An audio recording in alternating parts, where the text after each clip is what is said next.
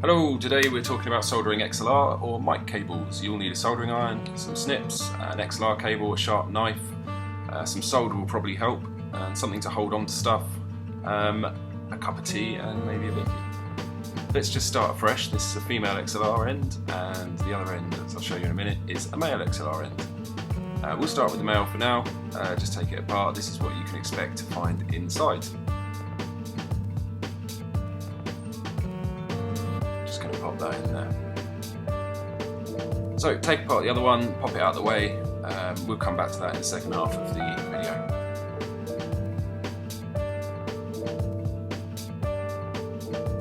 So when you're taking off the old solder and you're disconnecting the bit of cable that you don't need, remember to pull away slightly.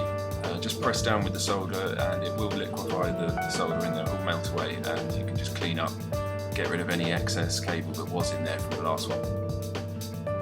Remember to put this on before you start cutting and snipping and soldering. I always forget to put the cap on and you'll kick yourself because you have to take it all apart and do it all again.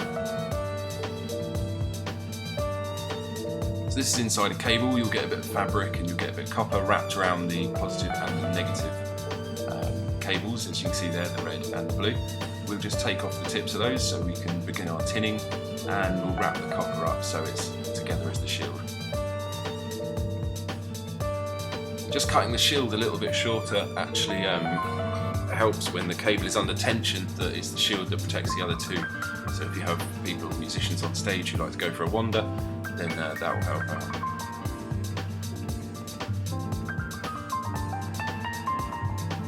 There you go, we're all tinned. Now we'll also tin the back of the pins as well, because it helps when you're bonding together and you can heat up the two together, and therefore it makes one solid bond rather than two separate kind of half bonds. Now it's quite important to mention here that if you look at the back of the XLR, just next to where the pins are, there's tiny little numbers in the mould, and that would be 1, 2 and 3. 1 is your shield, 2 is positive and 3 is negative, and that should be the same on all standard XLR or mic cables. There you go, you can see the shield's a little bit shorter there, so if it is under tension it'll be the shield that goes first and you won't lose signal, which is a quite nice thing to know. Just pop the little sheath back on, make sure the mould lines up along the top, because that will help you get the metal part on. There you go, one end done.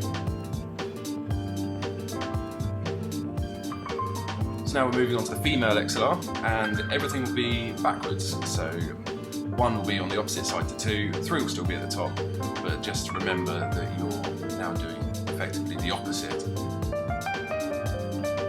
So the shield is on the right, but I usually start at either 3 or 2, just because it's the longer ones and you don't have to then try and get your fingers in there to bend around the other 2. You end up burning yourself probably. Notice I've already got the cap in place. Same tactic as the other end, you just need to pop that little sheath on, line up the moulds, that will help you get the metal bit on, do it up, there you go, cable. As always, thank you very much for watching. If you've got any tips or tricks, I try to keep them as quick as possible, but I do appreciate you watching the videos, so